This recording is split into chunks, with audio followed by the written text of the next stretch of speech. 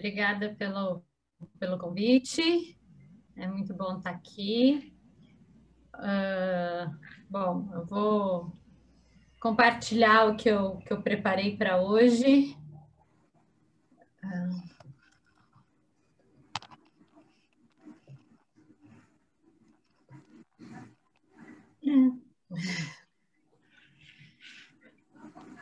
Bom,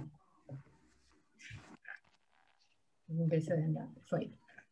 Bom, a paraxá, ela pode ser dividida em 4 pedaços, essa paraxá. A primeira que é uma introdução, basicamente, que faz uma revisão do Shabat, a descrição das doações, a designação dos artesãos e as funções que eles vão ter na construção do tabernáculo. E daí a gente passa para a construção do tabernáculo em si. Então, tem um trecho que vai falar sobre a construção da tenda, outra construção dos móveis e outra a construção do pátio das suas instalações. É interessante que a gente leu há duas parashot atrás, mais ou menos a mesma coisa, só que no trecho anterior a gente lia a construção do mais sagrado para o menos sagrado. E aqui a descrição da construção, ela é, na verdade, pensada tecnicamente. São duas formas de descrever uma mesma coisa. E que é o interessante, que é o que mostra que as coisas na Torá, eu gosto da ideia da Torá escrita pelos homens.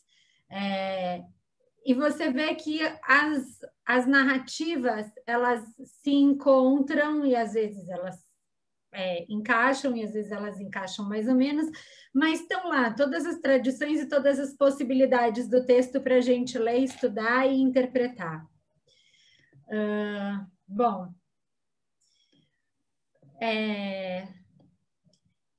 eu fiz um estudo bastante ligado ao Dia da Mulher. Não sabia que eu tinha sido convidada por ser o Dia da Mulher, mas eu sou muito ligada no feminino, na leitura feminina da Torá. E eu ouvi uma vez um rabino, que muita gente conhece, falando que o feminino da Torá é o lado emocional da Torá. E eu fiquei extremamente irritada até o meu útero, porque o sentimento da Torá não é o feminino. O feminino da Torá é o olhar feminino que lê, estuda e interpreta e dá ao texto a visão e o sentimento feminino dela. Por exemplo, é a possibilidade de você ler a Torá e descobrir que esta é a única paraxá em que as mulheres são identificadas como um grupo que tem um significado e uma ação específica. A gente lê em outros trechos da Torá sobre personagens, sobre pessoas. A maioria das vezes que a mulher aparece na Torá, ela aparece, infelizmente, para fazer uma coisa errada. Ela tem uma função de te chamar a atenção para algo que vai acontecer. Nesse caso, não. Nesse caso, a mulher aparece como parte integral do povo e com a função de ajudar na construção do Mishkan.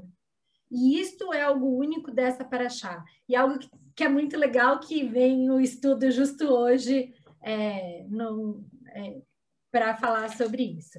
Então, a rabina Elis Goldstein, que, aliás, é a rabina que apadrinha a comunidade da Guatemala, ela tem um livro sobre... Ela fez uma coletânea de comentários da Torá, e esse comentário veio de lá. Por que essa paraxá é diferente de todas as outras porções da Torá? Porque nessa paraxá, e somente nessa paraxá, as mulheres dos filhos de Israel são identificadas como um grupo significativo no todo maior. Outras partes mencionam as mulheres individualmente, como parte da narrativa mais ampla, são personagens. Mas nenhuma demonstra tão claramente o lugar significativo que as mulheres, enquanto mulheres, têm dentro da sociedade maior. Em outros lugares, aprendemos sobre ações de mulheres individualmente, mas os detalhes da vida cotidiana das mulheres, das atividades femininas, estão marcadamente ausentes. Sabemos sobre os homens, como eles gastavam o seu tempo, mas não sabemos o que os preocupava. Não, e sabemos o que preocupava os homens, mas as mulheres não. Tem um poema lindo sobre a ausência da fala da mulher. Mas esta é a única paraxá que nos dá uma amostra da variedade de maneiras como as mulheres contribuíram para a vitalidade e manutenção da vida material e espiritual das pessoas. Então, a gente vai ler que traga presentes no meio de vós ao Senhor. Todo aquele cujo coração os move os trará presentes ao Senhor. Ouro, prata, cobre, dá uma descrição de tudo que o povo deveria trazer. E daí um pouquinho mais para frente fala, e vieram todos os que se destacavam em habilidade e todos aqueles cujo espírito os moveu, trazendo ao Senhor a sua oferta para o trabalho da tenda do encontro e para o seu serviço e para as vestes sacras. E logo em seguida, homens e mulheres, cujos corações os comoveram, todos os que queriam fazer uma oferta elevada de ouro ao Senhor, vieram trazendo broches, brincos, anéis, pingentes, objetos de ouro de todos os tipos. Por que isso é importante? Porque no hebraico, o plural é masculino. E normalmente a gente assume que no plural masculino está a mulher. Mas é esse mesmo plural masculino que a gente pode assumir que a mulher está incluída, que muitas vezes na interpretação do texto pelos nossos mefarshim, pelos comentaristas tradicionais do texto bíblico, que eram homens, este plural masculino serviu para excluir a mulher, ao invés de incluí-la. Então, aqui, quando claramente o texto fala homens e mulheres, é algo singular dessa paraxá.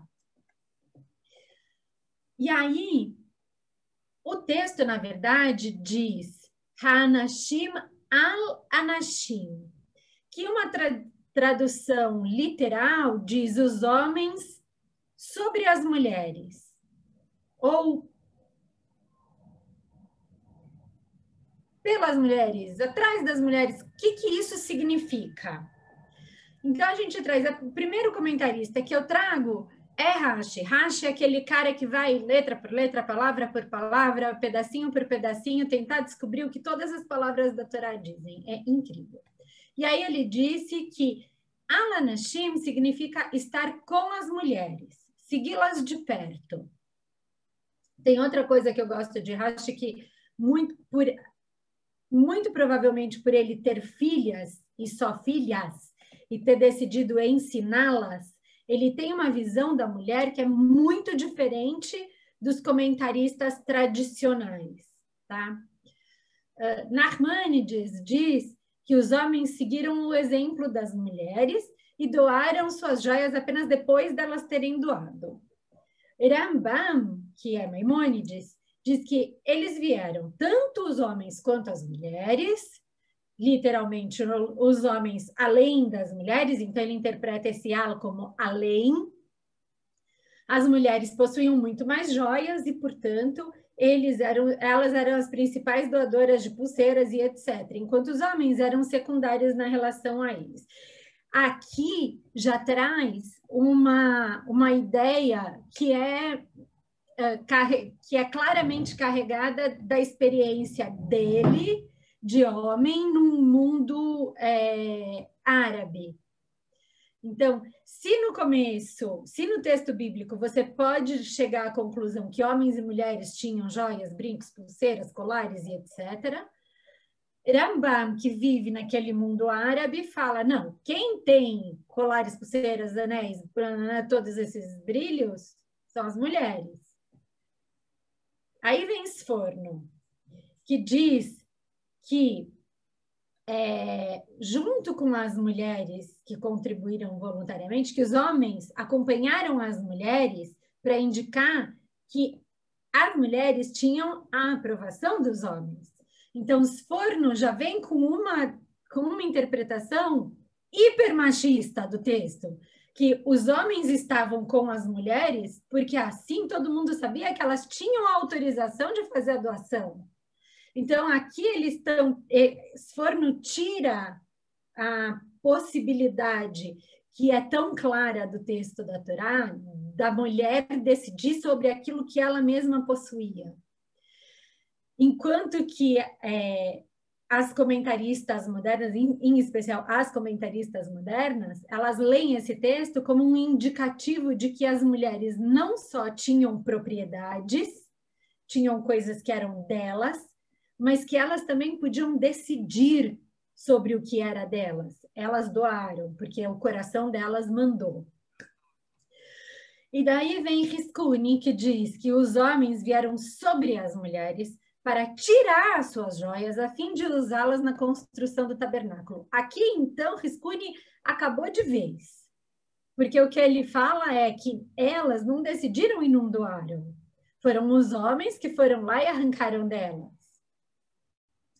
Então, aqui a gente vê, o que eu acho bacana dessa evolução de comentaristas, é a ideia de que, com a passagem do tempo e com a mudança de lugar de cada comentarista, você tem uma visão completamente diferente sobre o mesmo conjunto de 3 palavras.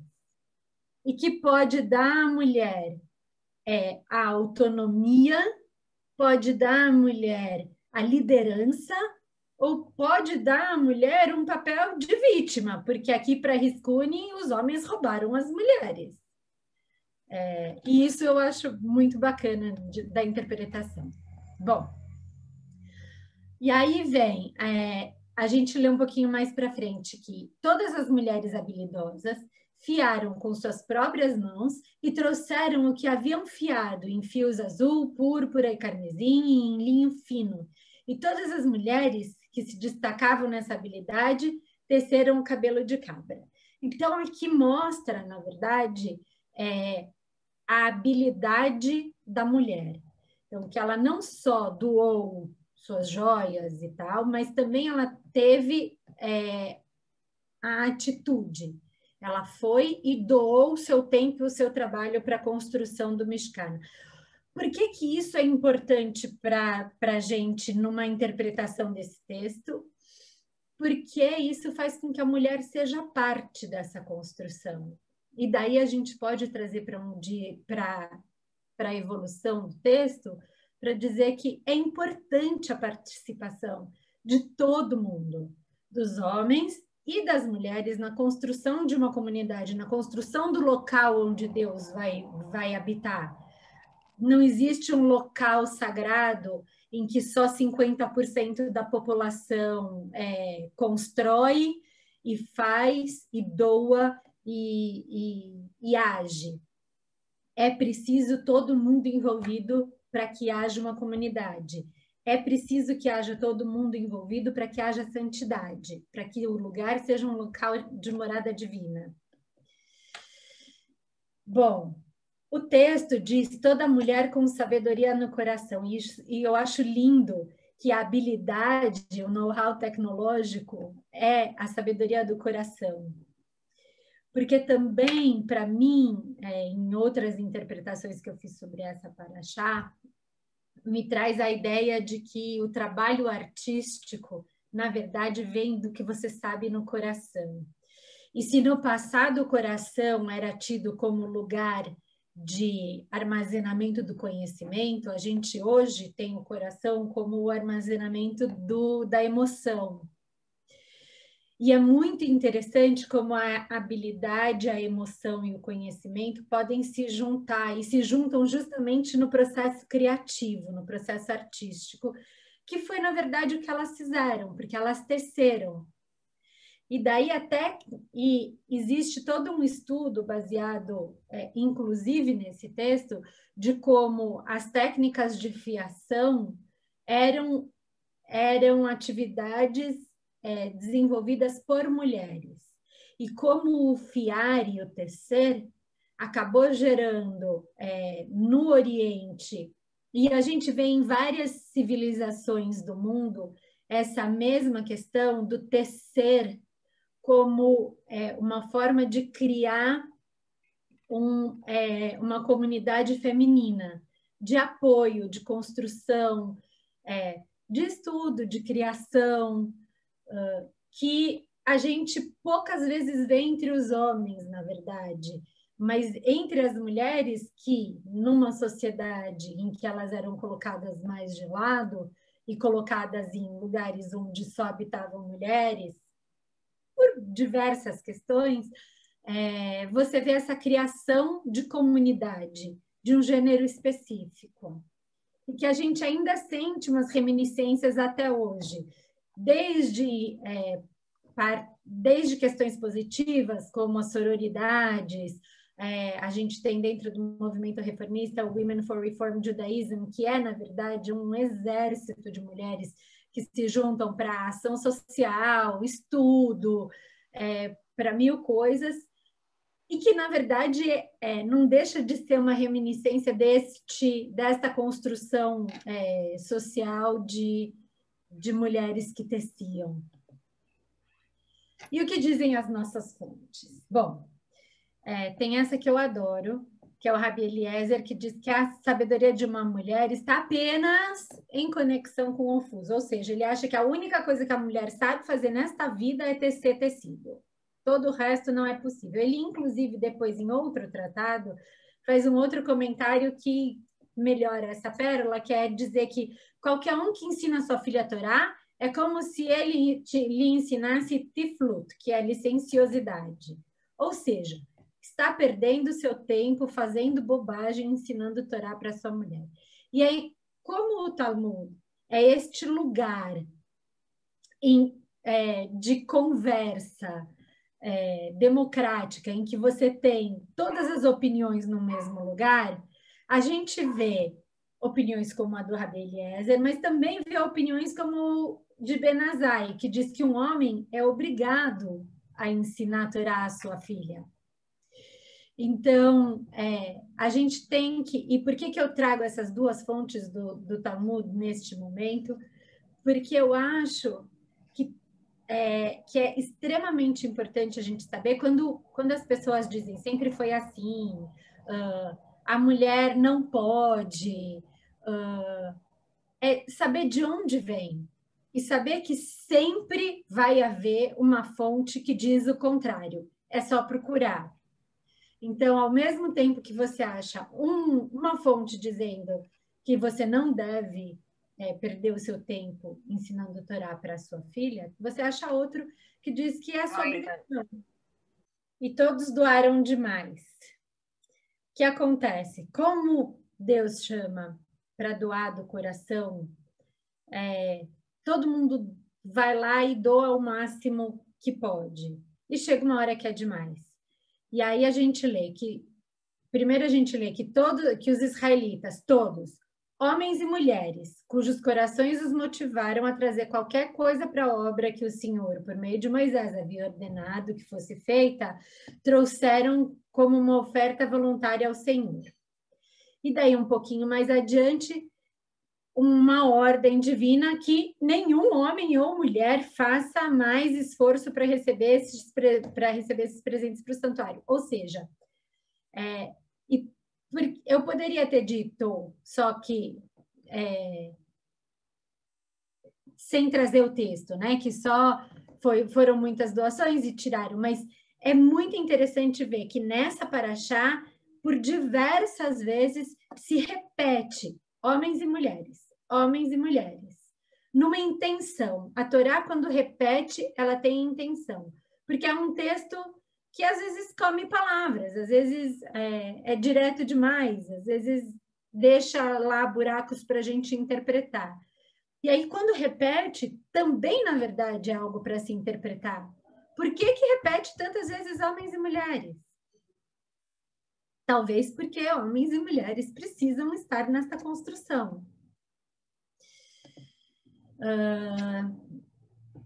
Daí, trago de novo a Rabina Elise. A Torá destaca inequivocamente que as mulheres estão participando do esforço sagrado mais importante da comunidade da existência coletiva de Israel, a construção do Mishkan, o lugar em que a presença de Deus habitará entre o povo e viajará com eles em sua jornada em direção à Terra Prometida. É importante lembrar que, para mim, tem uma coisa assim o porquê, que vocês estavam até comentando, quando vocês estavam falando da Paraxá anterior, para mim tem uma ligação muito forte dessa construção do Mishkan com a construção do bezerro de ouro. Porque um povo que vem de uma sociedade com muitos deuses físicos, que resolvem cada um problema, de repente você fala, esquece tudo isso que você cresceu acreditando, e vem para cá, e acredita nessa coisa que você não enxerga, não entende, mas que te salvou, e que é milagroso, e que é poderoso, e que você viu que matou os caras, e daí é uma força que intimida, que amedronta, mas que também é difícil de se relacionar. Então, a construção do Mishkan torna essa relação possível para um povo que precisava de materialidade. Eu estive na Índia alguns anos atrás e eu tive a sorte e o prazer de viajar, no meu grupo ter uma pessoa que é ela, na verdade, é casada com um guru, mas ela é iluminadíssima, a Miss Prabha. E ela conta, quando a gente estava visitando os diversos templos, ela falou assim, ela chega em mim e fala assim, eu sei que você acredita em um só Deus, e que é muito difícil compreender a relação de um povo com diversos deuses. Mas a maior parte do povo precisa de algo simples para se relacionar, senão não consegue chegar. E do relacionamento com esses deuses, com esses deuses ou com essas divindades pequenas e específicas, você pode ir evoluindo até o momento em que você entende que existe um Deus grande, único, onipresente, onisciente, onipotente, que você não compreende, mas que está lá, que você sente, mas para sentir, você precisa evoluir. E eu acho que essa explicação da Miss Prabha para o politeísmo da Índia serve muito para nos explicar o porquê da necessidade de algo físico para o judeu, para esse povo, para os Bnei Israel que estavam saindo daquela situação de escravidão. E aí a gente vai ler uma passagem que nos faz perguntar quem eram essas mulheres.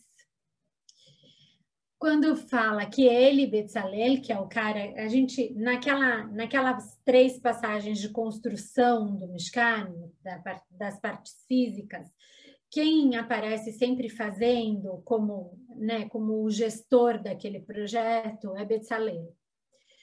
Então, conta que Betzalel fez a pia de cobre e o suporte de cobre com os espelhos das mulheres que realizavam tarefas na entrada da tenda do encontro. E na verdade, uma frase que não dá para entender, que também nos pede, me interpreta, porque quem são essas mulheres? Quais são essas tarefas que elas realizavam?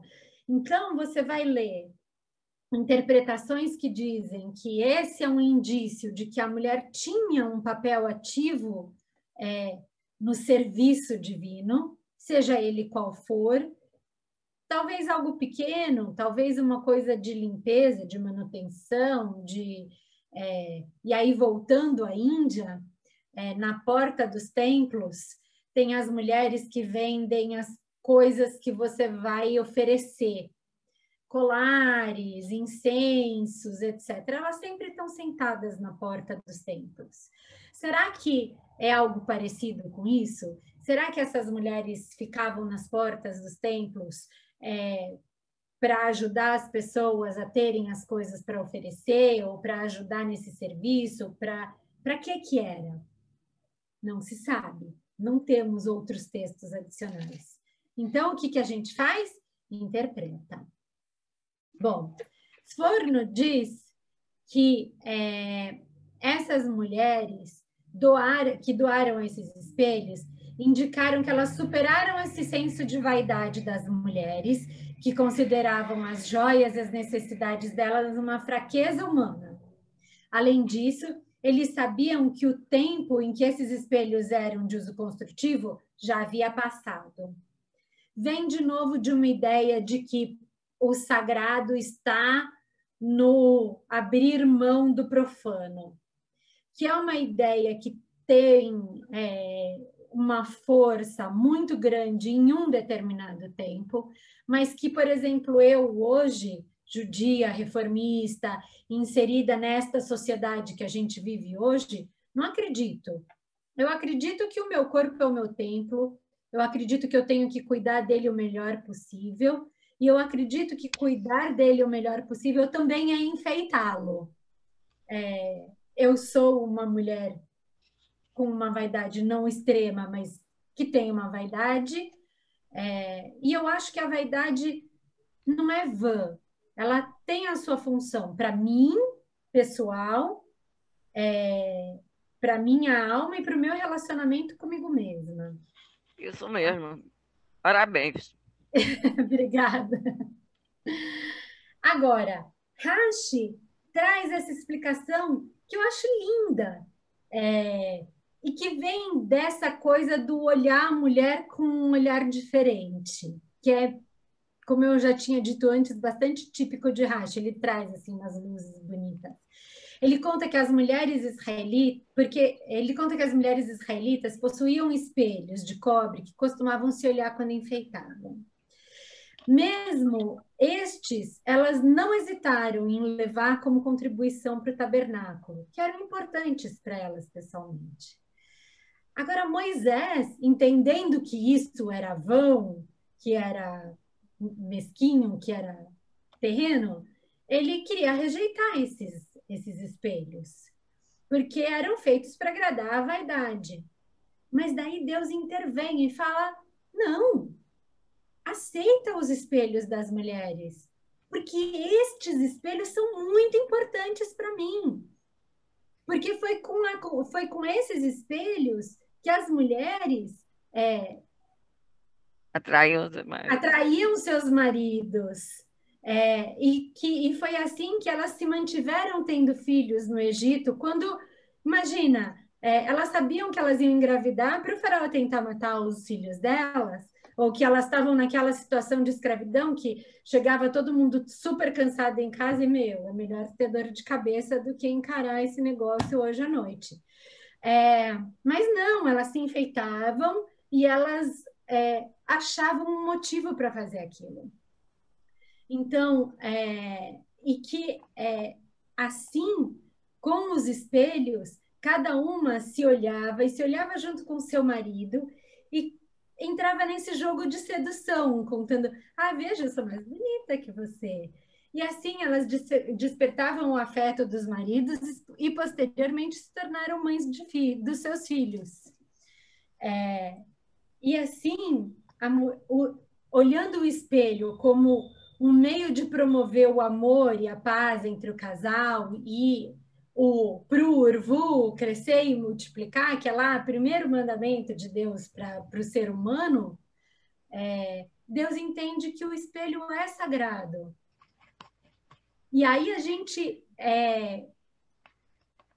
eu acho bonito ler essa intersecção do mundo, do profano com o sagrado, né? Do que é da terra com o que é dos céus. Tem um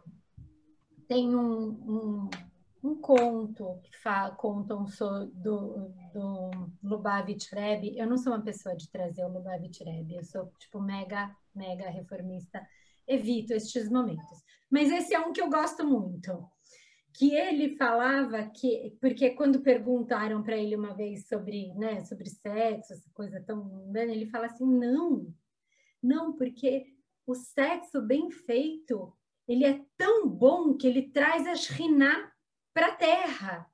E ele faz com que a relação seja sagrada. Então, a ideia de que o sexo também pode ser sagrado, também é sagrado, quando é feito com carinho, com intenção, é muito bonito. E aí, tem um reflexo disso na construção do Mishkan. Bom, e daí eu acabo com a Rabina Elise. A inclusão explícita de mulheres na porção desta semana é como uma explosão de shofar. Ela contrasta fortemente com o silêncio ensurdecedor que permeia a maior parte da Torá. Essa paraxá nos faz pensar sobre as muitas maneiras como as experiências das mulheres foram escritas da memória e da história coletiva do povo. Isso nos incentiva a buscar dicas sobre as maneiras pelas quais as mulheres contribuíram e participaram da vida de nosso povo. E nos lembra de como os líderes comunitários geralmente valorizam as ações e vidas apenas daqueles que mais se parecem com eles. Eu vou procurar o poema, porque o poema junta essa ideia da voz feminina no texto e do feminino no texto, que me junta também com a história de Pessah. Eu sei que eu não fui chamada aqui para falar sobre Pessah, mas Pessah é um desses momentos em que a gente vê que uma história que começa com a mulher, com a ação ou com a omissão da mulher, mas é uma história que só pode existir por conta da existência dos personagens femininos que iniciam essa história, mas que, na verdade, é contada como a história de Moshe. A gente não conta a história de Yocheved, que, com o seu espelho, como diz aqui Irashi, envolveu seu marido e continuou tendo filhos com ele. A gente não conta sobre como Shifra e Pua atrasaram para parir os bebês dos Bnei Israel. A gente não fala sobre como Miriam se coloca no rio para andar atrás da cestinha do irmão e ver que ele não afundasse. A gente não fala sobre como a filha do faraó, sabendo que aquele bebê era judeu, não tinha como não ser, salva aquele bebê e cria como filho dela. E também eu devo dizer que a mulher de Moshe Tzipora está em casa, o marido chegar e falar, querida, vi uma árvore se consumir, pegando fogo, mas não se consumindo, então eu tenho que voltar lá para o Egito, onde eu sou procurado pela morte de um cara, para liberar o povo. Aquela mulher tinha que ser uma heroína, a melhor esposa do mundo. Mas a gente conta a história de Moshe. Por quê? Porque quem escrevia a história naquele tempo eram os homens. As mulheres estavam vivendo a vida cotidiana, estavam ocupadas em ter filhos, criar filhos, tecer tecido, cozinhar e todas essas outras coisas. Ao homem cabia escrever a história. E ao homem coube escrever a história, de lá até pouco tempo atrás. Então, eu entendo que a minha função de estudante de rabinato e de ativista dentro da comunidade é de trazer a voz da mulher para a jogada, para que a gente ouça, para que a gente estude, e para que a gente continue escrevendo e trazendo esse olhar, que não é só o sentimento, mas é também um monte de outras coisas. E aí, pessoal? Eu queria perguntar de algumas coisas, na verdade, propor alguns temas de discussão aqui.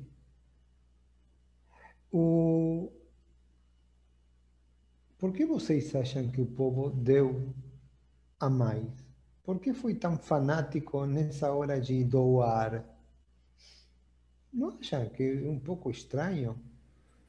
Um povo que entrega e tem que pará-lo? Tem que dizer, oh, chega de entregar coisas, chega de... Já está. Já estamos cheios de ouro, cheios de tecidos carmesim, púrpura, já temos de tudo. Já estamos cheios de couro bom, já estamos cheios de madeira da acácia, de cobre. Para aí, para de entregar coisas. Qual pode ser os motivos pelo qual um povo entrega até dizer basta, até que alguém fale chega? Eu acho que foi uma forma de compensar materialmente o pecado do bezerro de ouro.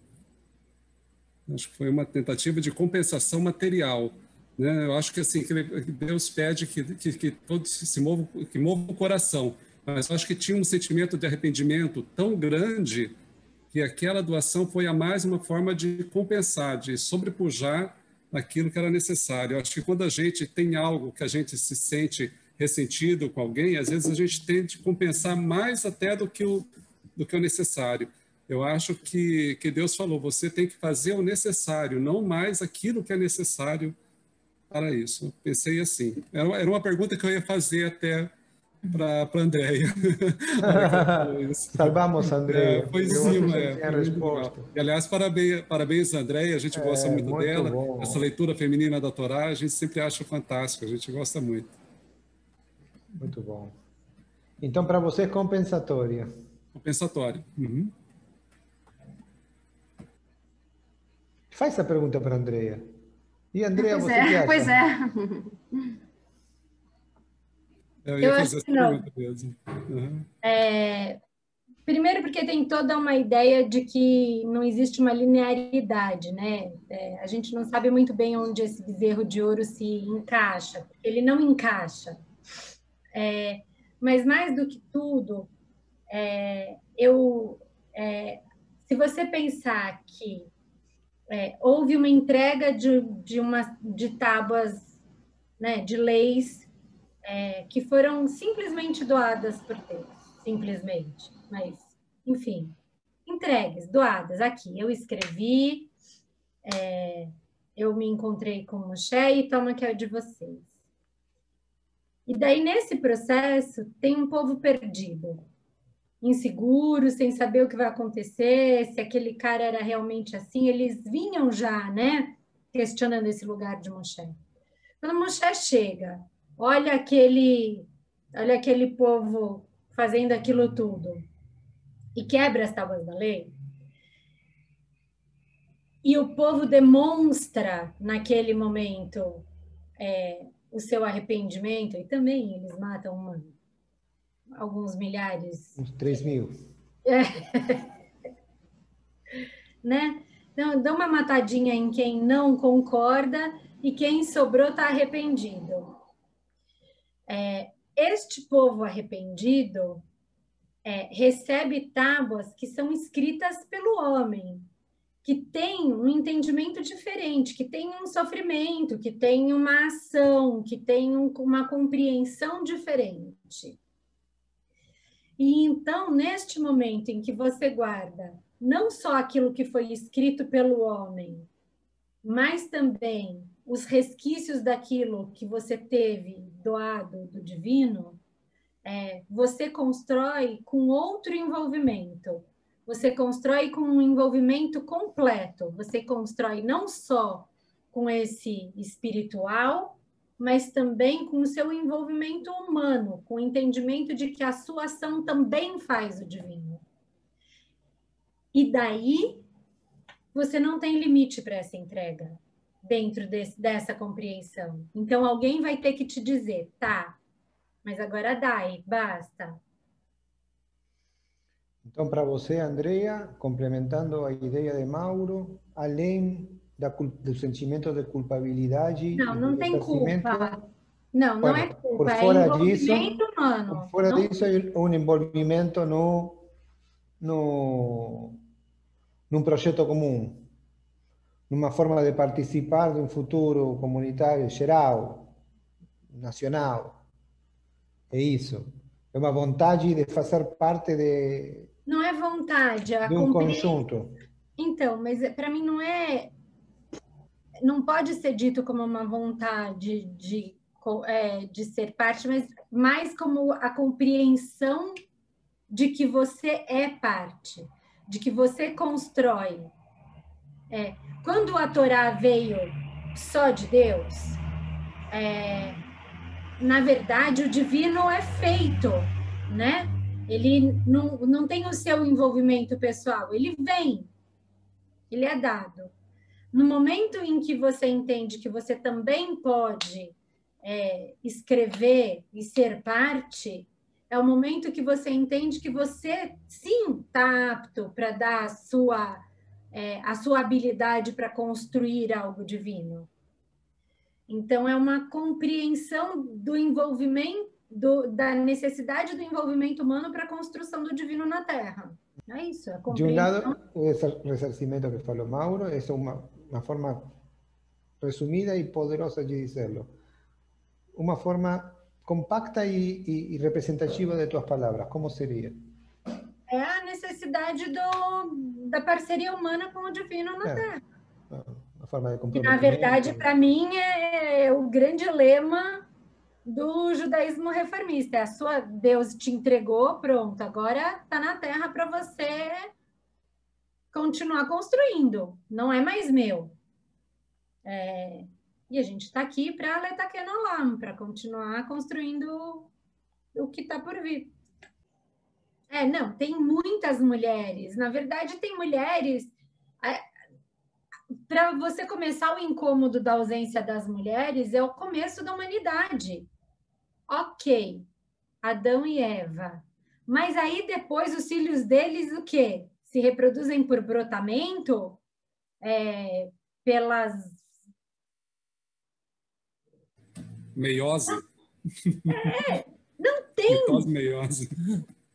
Não se fala de outras mulheres. Eles tiveram irmãs que nunca foram escritas na Torá e com as irmãs deles eles tiveram filhos e filhas que, por sua vez, também casaram entre si. O que acontece?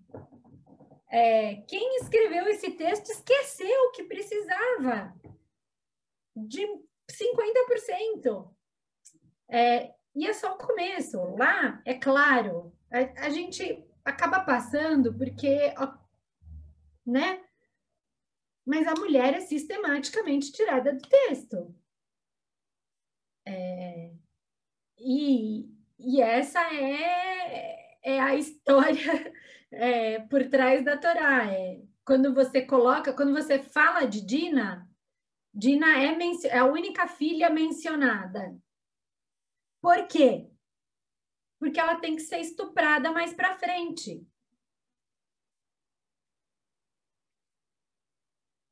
Foi a única filha que ele teve. E assim por diante. Né? A mulher de Lot é a mulher de Lot. Aparece para virar estátua. Então, onde estão nossas mulheres? Quais são seus nomes? O Talmud se ocupou disso também, porque o Talmud são séculos de incômodo com o texto da Torá, incômodo com as faltas, inclusive, e inclusive com as faltas das mulheres. Então, várias passagens do Talmud trazem a sugestão de nomes para as mulheres. A esposa de Noé chama Naamá, dada pelo Talmud, não pela Torá. E assim outras.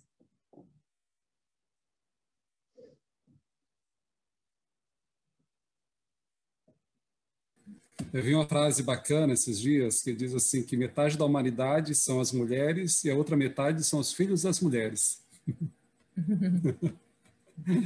Na verdade, eu acho que eu vi também uma frase interessante que diz que um dos sinais, para quem vê nisso, eu sei que tem muita polêmica, mas um dos sinais da volta do Mashiach seria o empoderamento das mulheres. Uma coisa muito antiga que tem, que as mulheres da geração de Mashiach seriam como aquelas mulheres do deserto, que elas também eram muito empoderadas e muito preciosas. E hoje a gente vê isso, né? Inclusive, esse rabino que comentou, ele falou que na comunidade dele, ele percebe muito isso, que todos os rabinos comentam que as mulheres estão tomando muito mais decisões, estão se empoderando muito mais que das gerações anteriores. Aí ele fala assim, olha, eu concordo, eu até peço para minha mulher que mande em mim, mas mande com moderação, por favor. Tá. Esse é o mesmo cara que provavelmente não vai dar o gueto para a mulher dele se ela precisar. Tem esses discursos. Como ser humano igualitário que eu sou, eu não gosto nem do discurso que puxa para um lado, nem do discurso que puxa para o outro. Eu não acredito que a mulher é muito melhor que o homem. Eu não acredito que a mulher é mais especial que o homem. E eu acredito piamente que quando uma pessoa fala que a mulher é melhor que o homem, ela está tentando esconder alguma atitude machista que ela não quer revelar. Então, quando você vê dentro do discurso ortodoxo, por que a mulher não precisa praticar as mitzvot ligadas ao tempo? Porque a mulher, na verdade, não precisa praticar todas as mitzvot, porque ela é muito melhor que o homem. Não é essa a explicação real. A explicação real é que quando o Talmud foi escrito, a função da mulher dentro da sociedade em que ela vivia era cuidar da casa e criar os filhos. Criar, aliás, um filho atrás do outro que ela tinha até ou ela morrer de parto ou ela não poder mais ter filho. Então, a mulher não tinha tempo de colocar o tefilim dentro daquele período de tempo que ela teria que colocar. Não tem nada de supernatural e absurdamente maravilhoso da mulher. Na verdade, só o lugar que ela tinha na sociedade naquele tempo. E se a gente compreender isso, a gente compreende que hoje eu tenho absolutamente a liberdade de escolher colocar tefilim se eu quiser. E eu também acho que o homem tem essa mesma possibilidade de escolher.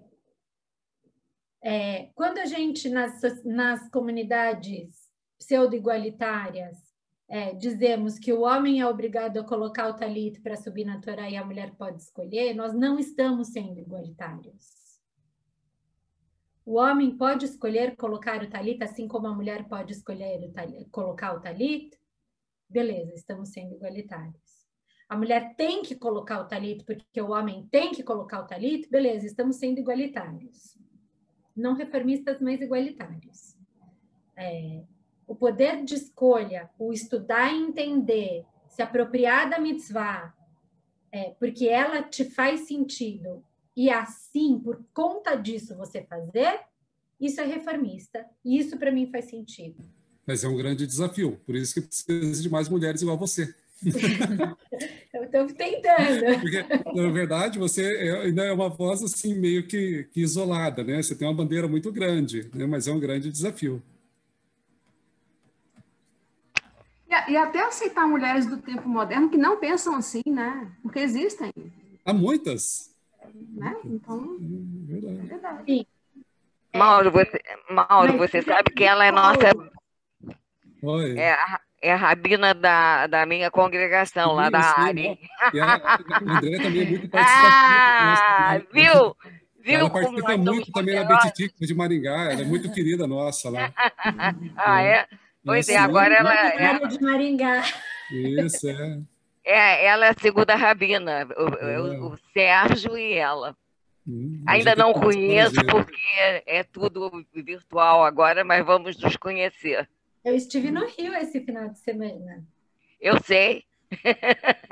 Eu sei. Pintura. Pai, pode fazer coração? Adriana, você ia falar? Era só complementar aqui, um desafio até bastante grande, né? Entender que tem mulheres agora, desse tempo em que tudo isso está acontecendo, que não pensam assim, que tudo bem. Sim, mas o importante é que a possibilidade de fazer escolha seja acompanhada da possibilidade de estudar. O estudo e o saber o porquê você faz ou não é o importante do fazer ou não. Porque quando você diz que uma mulher não pode usar talito porque sempre foi assim, não vale. Você dizer que a mulher não pode encostar na Torá porque ouviu dizer o rabino falar que a mulher impura não pode encostar na Torá, é complicado. Você pode decidir que você não quer chegar perto da Torá. Você pode decidir que você não quer ler da Torá.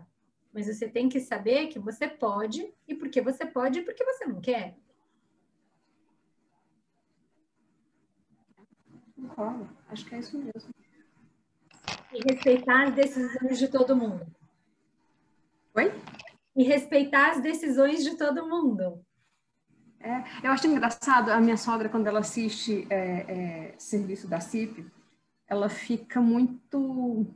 Quando tem mulher subindo, ela fica desconfortável. Ela fica desconfortável, assim. Mas dá para perceber que, com o tempo, esse desconforto tá indo, sabe? Tá passando, tá ficando... não é que ela vai aceitar isso, mas, assim, o desconforto, aquela angústia toda já não faz tão mal a ela mais, entende? Já é uma coisa mais... Muito poucas mulheres, agora, né, de uns 5 anos para cá, o número aumentou muito, em especial na CIP. Mas a Ari já é, nesse aspecto, mais igualitária com as mulheres há mais tempo. Há muito tempo. Mas eu costumo dizer, quando as pessoas falam, me é estranho, eu falo, é que nem quando as mulheres começaram a usar biquíni na praia. Toda mulher que usava biquíni na praia era vagabunda. E as pessoas estranhavam muito. Hoje em dia, a gente não estranha ninguém de biquíni. A gente já viu até o Gabeira de tanguinha. Não tem mais o que estranhar nesta vida.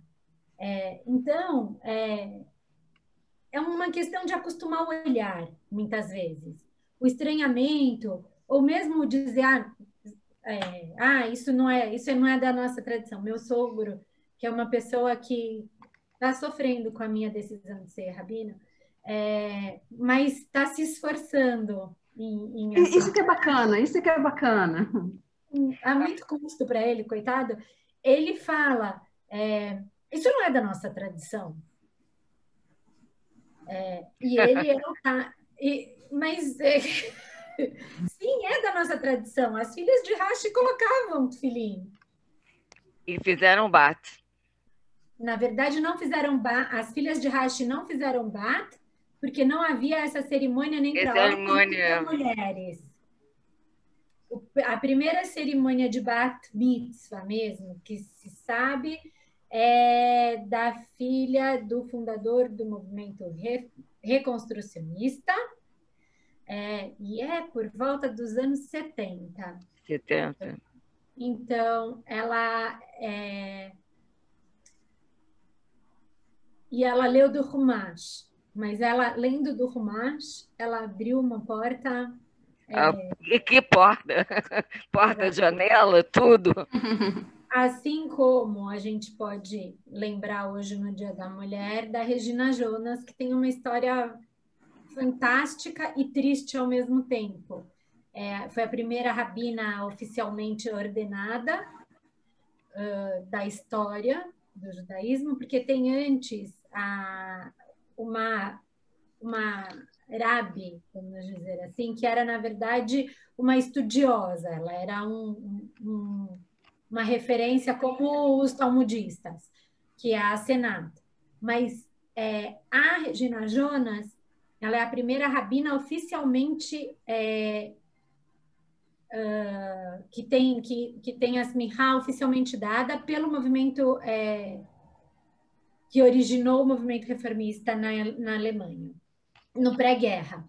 Ela estudou muito, ela teve que fazer uma tese para provar laricamente que era possível uma mulher virar rabina, e ela foi ordenada rabina, e ela atuou como rabina na Alemanha, e ela atuou como rabina no campo de concentração. Ela estudou com pessoas, inclusive com rabinos que a gente conheceu no Brasil, e estudou com Buber, e estudou, enfim, mas quando ela foi morta em Theresienstadt, o legado dela morreu com ela, ou foi tentado ser apagado. Tudo que ela escreveu foi guardado, quer dizer, o que pôde ser salvo foi guardado, e só depois que caiu o muro da Alemanha, aí tem um eco.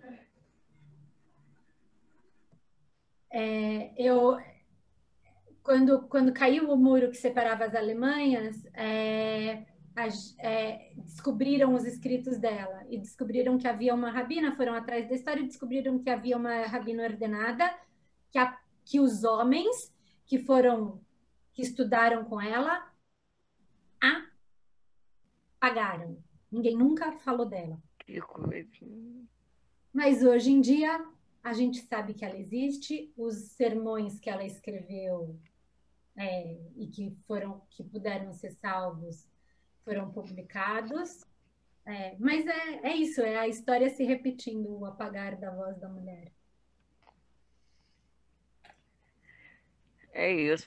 A primeira vez que a rabina Sandra, ela era uma quinta-feira que foi de manhã, eu cheguei para rezar e vi uma mulher colocando o tefilim.